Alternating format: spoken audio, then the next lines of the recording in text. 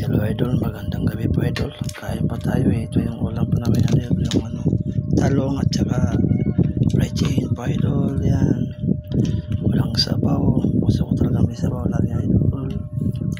Yan. Mamaya na ako kakain alas 12 ulit. May sabaw. Yan ang fried chicken idol. Yan. Yan ang apaw pa idol. O kumakain. May manggilo ka. Magsalita ka. Hello mga idol! Anong ulam nyo? Fried chicken idol! Yes. Kailangan tapusin mo lang pagkain mo. Yan, idol. Yan. Yan, idol. Kakamay lang kami, idol. Idol. Ang dalang buhay. Basta napasigang ako, wala man pala.